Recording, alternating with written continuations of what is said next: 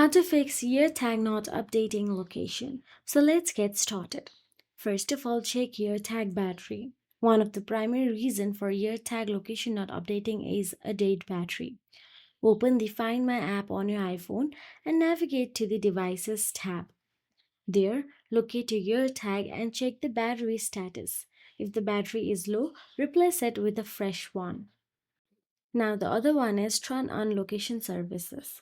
If the battery is working perfectly, there is a high chance that you have disabled location services on your iPhone.